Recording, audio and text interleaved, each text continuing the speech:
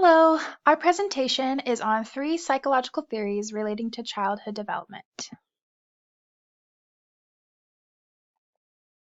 The first theory is Erik Erikson's psychosocial theory.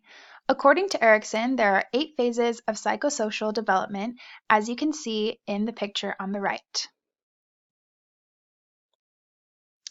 These phases of personality development begin at infancy and are grown upon all the way into adulthood. Through this theory, Erikson believes that children's social skills and personalities are developed through both positive and negative experiences. Erikson's theory is beneficial to teachers' knowledge and understanding of their students' social and cognitive development. The first 3 stages of this theory are the most important for early childhood teachers to understand and implement in their classroom. The first phase, trust versus mistrust, is developed during infancy. During this phase, it is important that educators begin the development of positive relationships with the infant. The second phase, autonomy versus shame and doubt, is developed during toddlerhood. It is the phase where the child begins to understand their environment and personal control. The third phase, initiative versus guilt, is developed during early childhood/preschool years. It is during this phase where the child begins the development of risk-taking and independence during activities.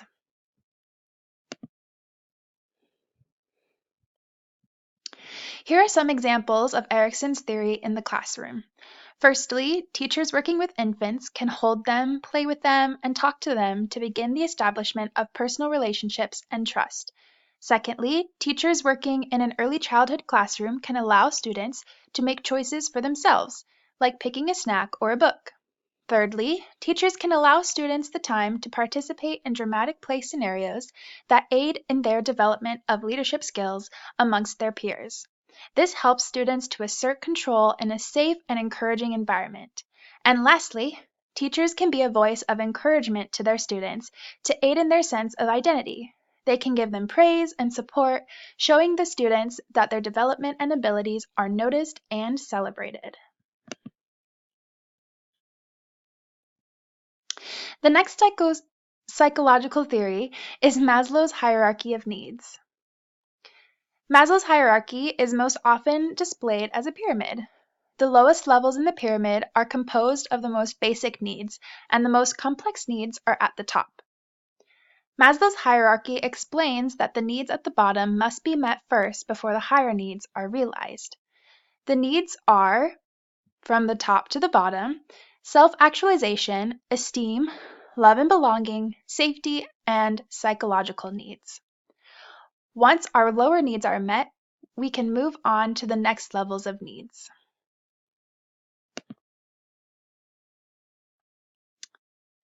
This theory applies to early childhood special education in a simplistic way. Children's physical, emotional, and social needs must be met before they can fully engage in learning. Students need full bellies, plenty of sleep, love, and acceptance from their teachers before they can play, interact, or listen. For example, meeting physical needs can look like breakfast, lunch, snack, and nap time. Listening to students and responding with genuine acceptance is one way to meet their emotional needs. Providing opportunities and direct instructions for children to interact with their peers can help can help meet social needs, and acknowledging their accomplishments by hanging up their work is a way to meet their self-esteem needs. Providing for their needs in inclusive ways will lead students to independence and self-esteem and eventually self-actualization as they grow into adults. The last theory of Carl Rogers' psychological theory of learning.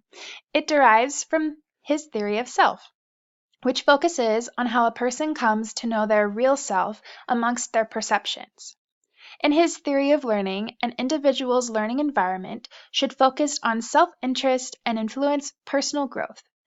Rogers revealed that there are 2 types of learning, cognitive and experiential.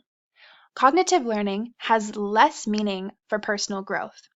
However, experiential learning is more effective because it's significant and it directly involves the interests and needs for an individual to learn about something.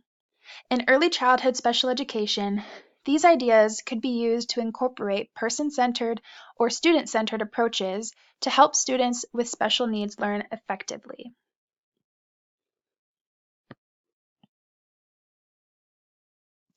On this slide, you will understand how Rogers' theory of learning applies to early childhood special education. Experiential learning encourages students to have a need for learning and self-initiate the skills necessary to complete a task.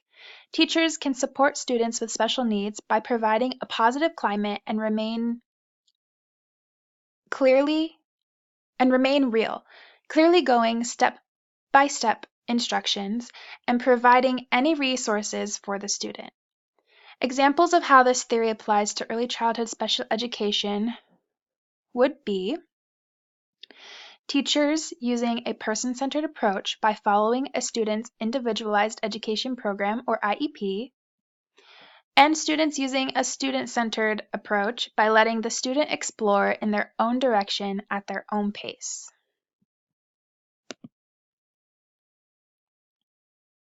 On this slide, you will see some examples that involve using student and teacher-centered learning.